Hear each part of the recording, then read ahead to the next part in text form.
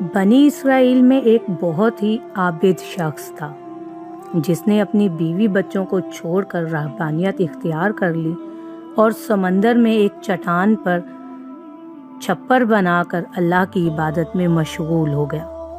اللہ تعالیٰ نے اس کے کھانے پینے کے لیے اس چٹان پر یہ انتظام کیا کہ وہاں میٹھے پانی کا ایک چشمہ نکل آیا جس سے اسے ٹھنڈا پانی ملنے لگا، اور وہیں انار کا ایک درخت بھی اللہ نے اگا دیا جس سے بڑے بڑے انار اس کو ملنے لگے۔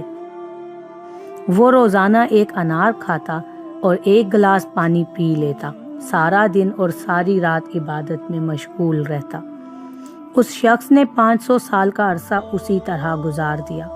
جب اس کے انتقال کا وقت آیا تو اس نے اللہ سے دعا مانگی کہ اے اللہ، میری ساری زندگی تیری عبادت میں گزری ہے، اب میرا آخری وقت آ پہنچا ہے۔ میری خواہش ہے کہ جب میری موت آئے تو میں سجدے کی حالت میں ہوں، اور میرے بدن کو تو تا قیامت محفوظ رکھنا، تاکہ جب میں قیامت کے دن اٹھایا جاؤں تو سجدے کی حالت میں اٹھوں۔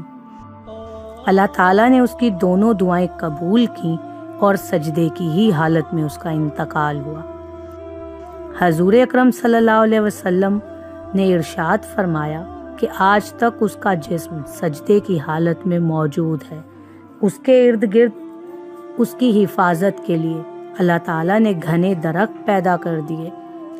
نبی کریم صلی اللہ علیہ وآلہ وسلم نے فرمایا کہ مرنے کے بعد بارگاہ الہی میں جب اس کی پیشی ہوئی تو اللہ تعالیٰ نے ارشاد فرمایا، میرے بندے، میں نے اپنے فضل و کرم سے تجھے بخش دیا، اور ملائکہ کو حکم دیا کہ میرے اس بندے کا نام جنت کے اعلیٰ مقام میں لکھ دو۔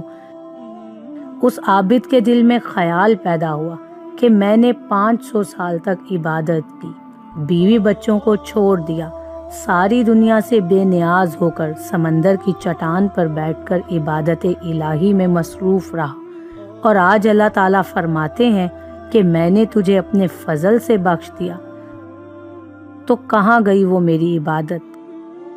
کم از کم میری دلجوئی کے لیے ہی کہہ دیتے کہ تیری نمازوں، تیرے روزوں اور تیرے ذکر و فکر کی بدولت تجھے بخش دیا۔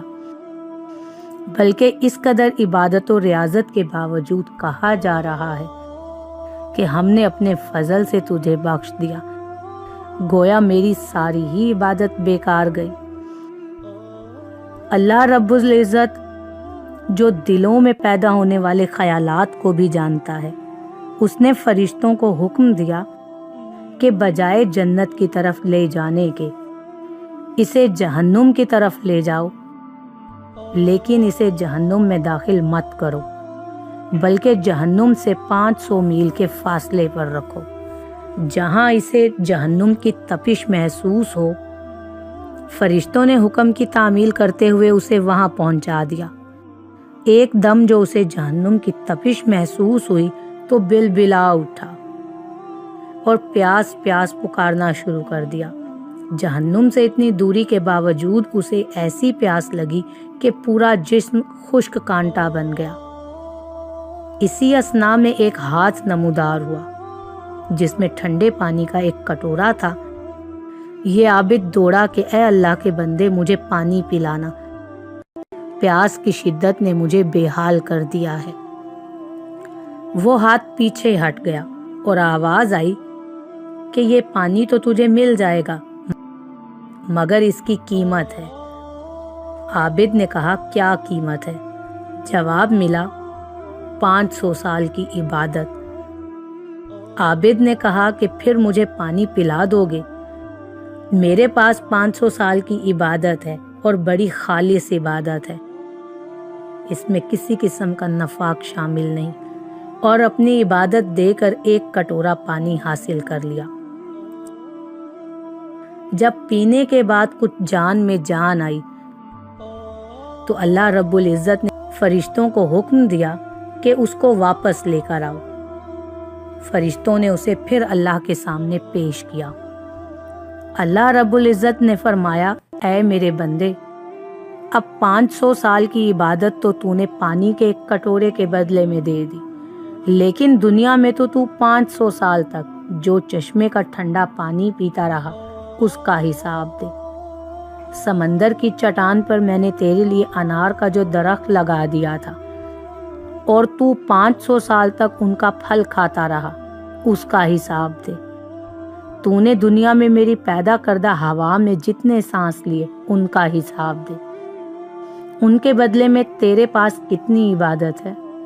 ہم نے تجھے صحت دی، دیکھنے کو آنکھیں دی، سننے کو کان دیے، بولنے کو زبان دی۔ اس کے علاوہ ان گنت نعمتیں میں نے تجھے عطا کی۔ ان تمام نعمتوں کے بدلے میں کتنی نمازیں، کتنے روزے، کتنے نوافل لے کر آیا ہے تو نے تو 500 سال تک اگر عبادت کی ہے تو اس عبادت کے لیے میں نے ہی تجھے طاقت و ہمت عطا کی تھی۔ اس طاقت کے بدلے میں کتنی عبادت ہے تیرے پاس۔ تجھے عبادت کرنے کی طاقت ہم نے دی، ارادہ ہم نے دیا، توفیق ہم نے دی، دانا پانی ہم نے دیا۔ پھر بھی تجھے یہ دعویٰ ہے کہ میں نے بہت کچھ کیا اور آج اس کا بدلہ چاہتا ہے۔ ارے تو نے جو کچھ کیا وہ تو سب ہماری مہربانی سے کیا۔ بتا تو نے اپنی طرف سے کیا کیا؟ اگر کچھ ہے تو پیش کر۔ یہ سن کر عابد لرز گیا اور بارگاہ الہی میں عرض کیا، یا اللہ، بے شک نجات آپ کے فضل سے ہوتی ہے، کسی کے عمل سے نہیں ہوتی۔ عمل کی تو یہ قدر و قیمت ہے، 500 سال کی عبادت کرے اور بس ایک کٹورا پانی پی لے۔ اس واقعہ میں نصیحت پوشیدہ ہے کہ انسان کو اپنی عبادت و ریاضت پر مغرور نہیں ہونا چاہیے۔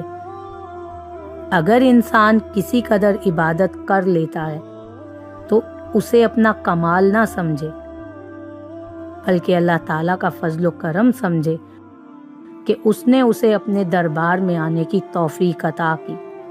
آپ نے دیکھا کہ 500 سال کی عبادت دھری کی دھری رہ گئی اور نجات کا ذریعہ اللہ کا فضل قرار پایا۔ اللہ کے فضل کی علامت انسان کا نیک عمل ہے۔ نیک اعمال اس حقیقت کو ظاہر کرتے ہیں کہ اس شخص پر اللہ کا کتنا فضل ہے، ورنہ اسے ہماری عبادت کی ضرورت نہیں۔ عبادت ہم اپنی بہتری کے لیے کرتے ہیں۔ بے شک اللہ تو بے نیاز ہے۔